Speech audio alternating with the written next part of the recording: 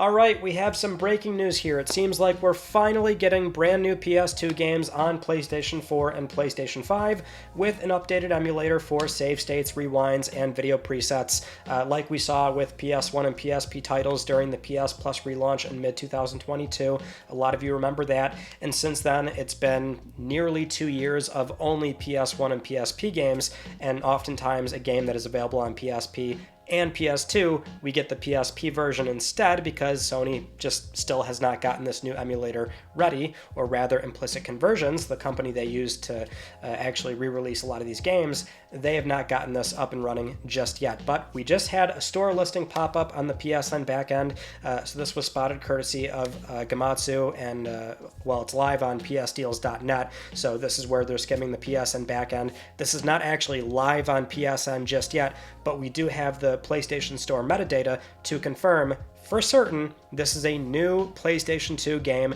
and it's unsurprisingly a Disney title because Disney's been a huge supporter of the PS Plus Classics program, but it is Star Wars: The Clone Wars, which this game at the time came out in 2002, only for GameCube, PS2, Xbox, so that is very much the only version of this game available.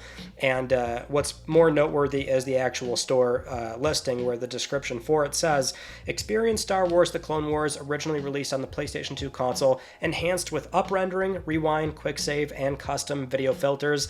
These are the features a part of the emulation engine, the Syrup emulation engine that Implicit Conversions uses for the re-release titles on PS1 and PSP. And if you remember before, I said it's more a matter of probably when, not if, we're going to have this stuff basically get carried over for PlayStation 2 software. But again, towards the bottom, it also says this title has been converted from the PlayStation 2 version to the PlayStation 4 and PlayStation 5 console and provides newly added features, and then has that disclaimer. Consequently, there may be times where the title plays differently from the PlayStation 2 version, or some features may not function, this, that, and the other.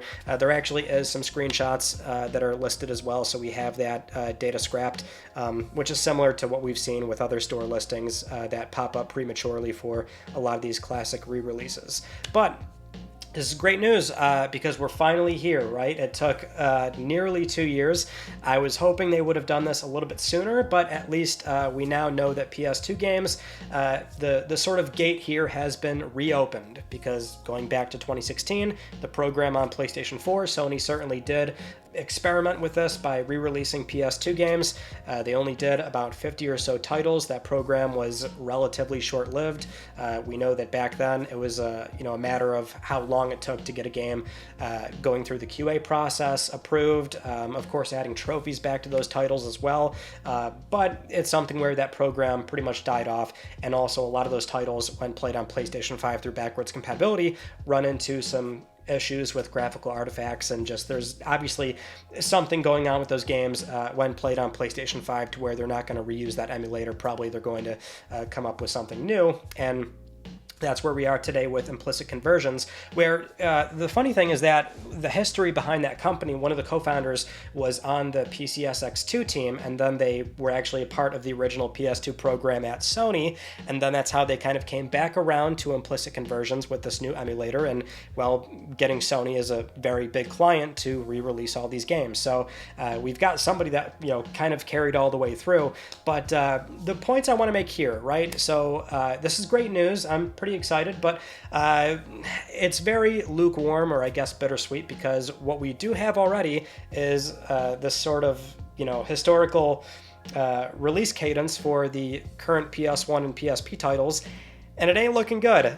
It's pretty bad, We're talking nearly 2 years. We've only got, 25-something PS1 games, 29 PSP games.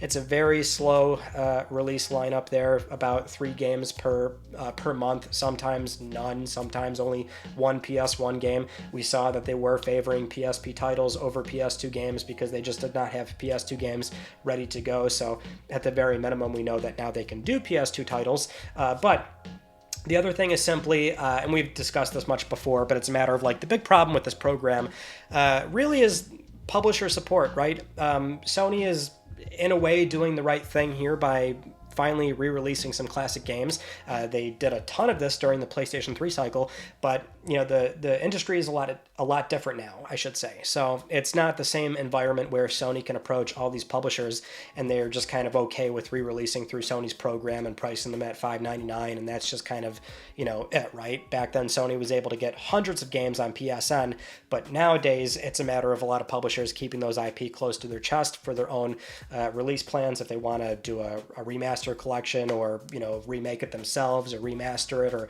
you know, they want to price it you know, much more aggressively. It really depends on how they want to go about doing it. It just seems like thus far a lot of publishers have been very picky about being a part of this program, or at least I presume Sony is trying to get more games on board, more publishers on board. So with that in mind, I would keep expectations very much in check, as in I wouldn't start making this laundry list of PS2 games that you want to see come back. What I will say and what I will caution is we can look at what we've seen so far and maybe judge it off of that, because the publishers that we do know have been a part of the existing program, well, that would be Capcom, Bandai Namco, Oddworld Inhabitants, Disney, of course. They pretty much have most of the titles on there. Natsume, NIS, I think Square's on there as well, and of course Sony, which maybe Sony is the more exciting thing here, to be honest, because at the very minimum, we know that we can maybe now start hoping that, like, God of War is going to come, right? God of War 1, 2, that would be great to have those properly playable. They would be the PS2 versions, not the PlayStation 3 remastered. That's kind of where the, you know, the wall is there for preventing a lot of those games to come over.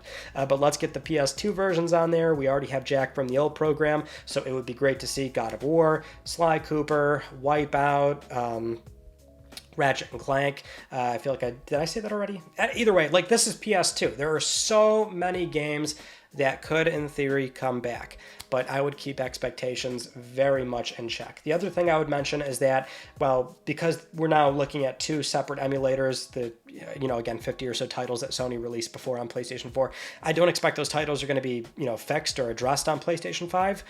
This is a new emulator, a whole new thing with the save states, rewinds, and everything. So unless they're planning on revisiting those titles and pretty much delisting the existing ones to re-release them under the new emulator, that would be ideal. I wouldn't expect that to happen anytime soon, but certainly that would be great to do.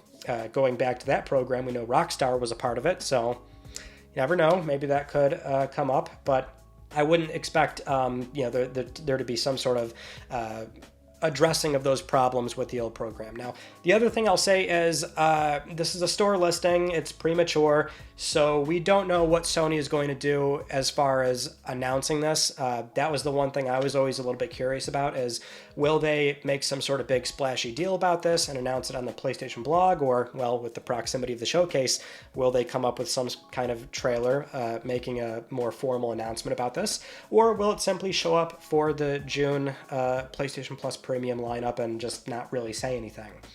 I don't know. I would expect that this is kind of a big deal, so why not announce it during the showcase if that is what they're planning on doing.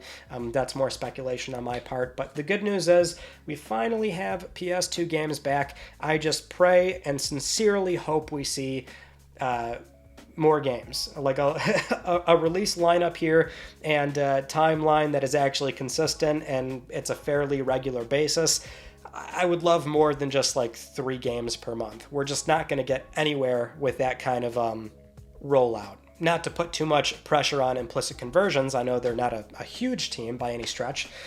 There's only so much you can do realistically to make sure that these games are looking as good as they can be, or at least as playable as they can be, without compromising the quality of each particular game. But either way, I'll leave it there for now. So PS2 games coming back. Good stuff. I would say the floodgates are open, but it's really more of I would expect a light drizzle, but you never know. We'll see what happens.